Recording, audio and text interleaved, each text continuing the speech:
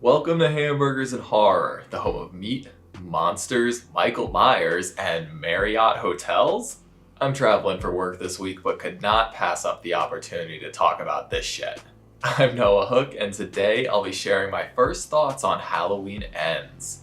Last year I covered every film in the Halloween franchise, and I also ranked the franchise and included my top 10 kills from Halloween Kills. So if you haven't seen those, be sure to check them out. The Halloween franchise provides some of the very best and the very worst that the horror franchise has to offer, and for me, Halloween 2018 and Halloween Kills exist somewhere in the middle of the pack.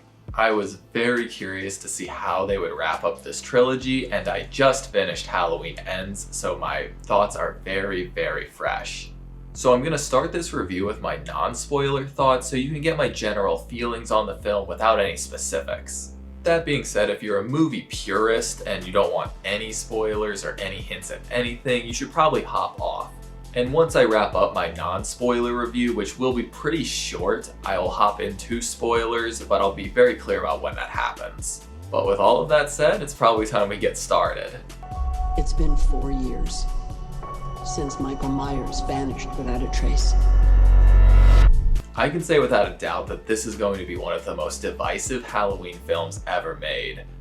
Almost to the level of Halloween 3, in fact. It takes some humongous swings and really deviates from what everyone was expecting this movie to be. As you'll see, I have a lot of critiques, but I want to preface with my appreciation for a film that has the guts to not just play it safe.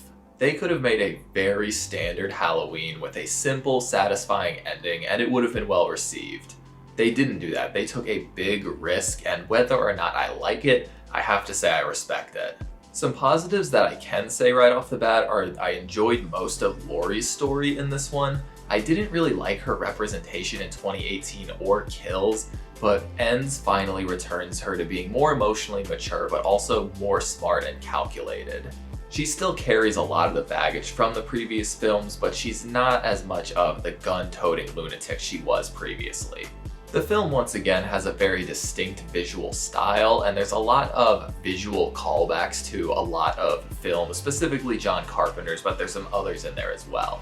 I did notice a big improvement in the dialogue. Most of the melodrama from Halloween Kills is gone, and there were also a few surprising comedic moments that actually worked for me. And despite a very topsy-turvy path to get there, I think the ending mostly works for me. But all of that said, I did not like Halloween Kills.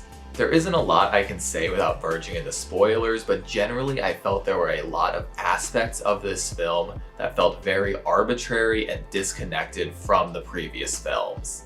I'm pretty sure everyone knows about the time jump from the trailer, so I don't think that's a spoiler. Sorry if you didn't know, but the second I learned about that, I immediately had a bunch of questions. Where did Michael go? How are Laurie and Allison coping? How is Haddonfield coping? Why and when does Michael come back? And I sadly don't think most of the answers to those questions are realistic, in character, well thought out, or lead to a satisfying conclusion. I honestly just felt confused during my first watch through. I didn't feel like I was watching a sequel to 2018 and Kills. The movie decides to focus on such unexpected things, and those unexpected things are not what I think the movie should be focusing on. Honestly, I feel like that's all I can say for now without spoilers. My immediate thoughts are all super specific and they are ready to come out. So if you haven't seen the film yet, it's probably a good time to go do so, and I hope I didn't just discourage you from watching it. Based on a poll I put up last night, a lot of people did enjoy Halloween Ends, so just remember my opinion is just one opinion. And opinions change. My thoughts could completely change after a second viewing. That being said, if you really enjoyed Halloween Ends, this might not be the most enjoyable review for you. Proceed with caution from here on out.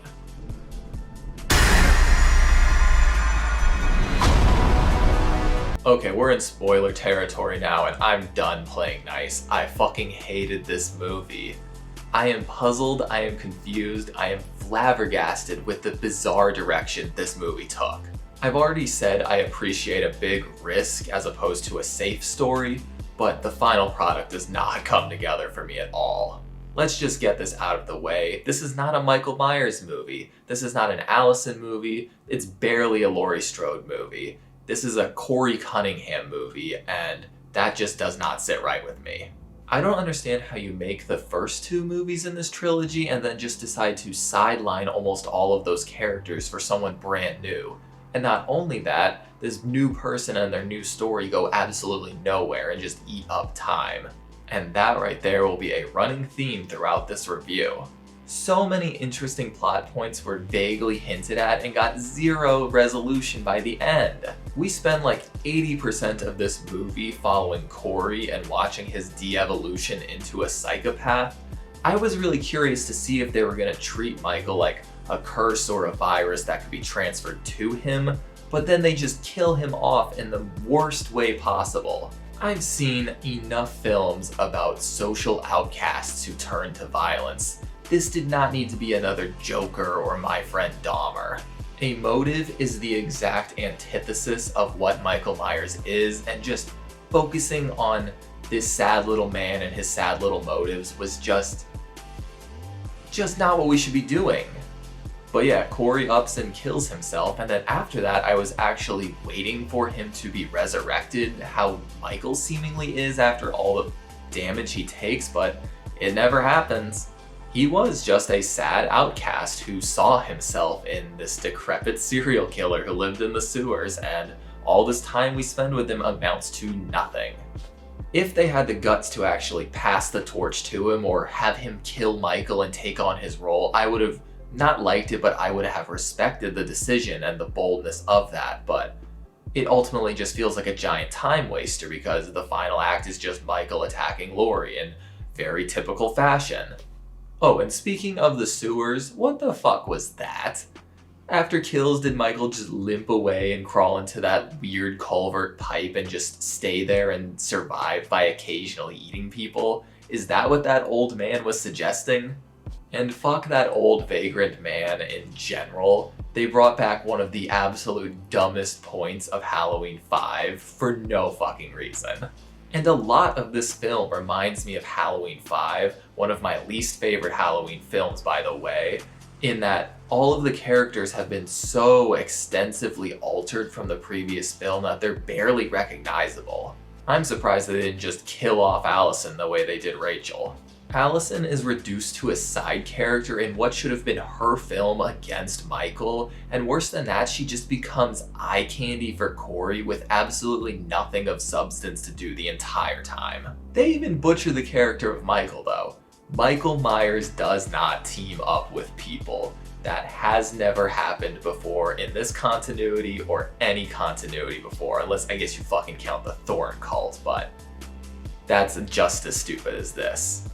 2018 introduced us to Hawkins, and Halloween Kills gave him a ton of backstory and fleshing out, and he gets maybe 5 minutes of small talk with Laurie in this one.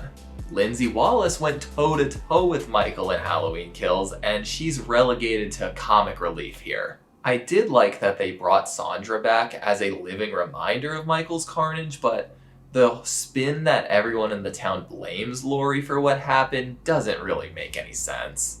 None of the new side characters are even vaguely interesting. I thought Halloween Kills did a decent job of making likable characters to counter the annoying mob, but here everybody feels like cardboard.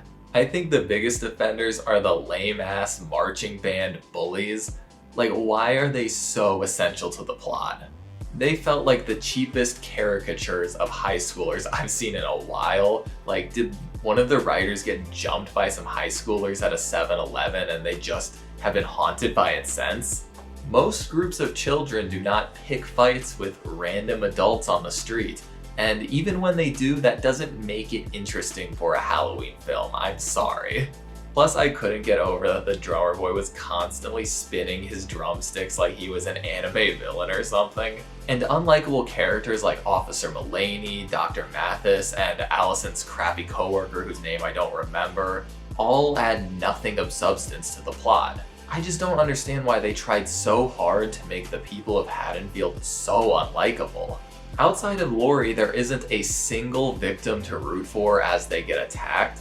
I guess that's to make Corey's actions less straightforwardly evil at the beginning and be more in a gray area, but the issue with that is I don't care about Corey and his problems. This whole trilogy reeks of lack of planning, and this movie cements that stench for good. Corey could have been a relevant character, or even just a passing character way back in 2018, or even Kills. We could have watched his de-evolution over 3 films and it'd be really satisfying and impactful. But no, they think of him after the second movie and they just throw him in there. Making a brand new character the star of the show in the 4th film of a story is just such a bizarre decision, and learning about him and his character development just sucks time away from the characters we actually care about. Also, both Michael and Corey are so inconsistent in this film. Michael ranges from being an unstoppable force to a wheezing geezer about to drop dead from moment to moment with no real explanation as to why. Another unexplained idea that was especially explored in Kills was that Michael gains power from killing and becomes this supernatural force, but now he's just an old man and it goes nowhere. Corey can't fight off some 90-pound high school kids, but he can wrestle Michael Myers to the ground and steal his mask. Okay. Laurie and Michael's fight is also a bit lackluster. After his ridiculous, monstrous rampage in Halloween Kills, it does not make sense that he's that easy to take down. I get that he survived a lot of wounds in the previous films, and that he and Laurie are in fact old, so an extended, drawn-out fight might not make the most sense, but I don't care. This was billed as their epic final showdown, and it was far from that. There are moments in the fight that I appreciate, but overall this 40 years in the making battle was not all it was advertised to be. I did enjoy Laurie's final message and the way they sent her off with the empty shots of her home the way the original did, but I also had issues with Michael's disposal. I'm still deciding how I feel about the car crusher itself, but the whole scene where the town of Haddonfield is carrying him to the junkyard was ridiculous. The whole film basically established that the people of Haddonfield are assholes who treat victims of violent crime and unfortunate circumstances as monsters, and now I'm supposed to care if they have a happy ending. I understand that the writers were trying to say that Michael's violence has left the town feeling cursed and bitter, but that doesn't change the fact that I don't know any of these characters and I don't care about them. Then they bring back Julian for the final death march. Like, why? Do you think he's a substantial enough character after being absent from all of Kills aside from a small cameo and all of this movie for us to care about him? I guess they just killed off too many characters in Halloween Kills, so they're like, fuck, who's still alive? I also don't understand how Sheriff Barker was so deeply irrelevant to all 3 films.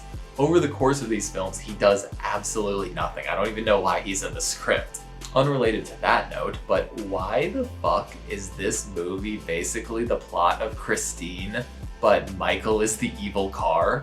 There's no way it's an accident with all of the similarities, but again, what a bizarre decision.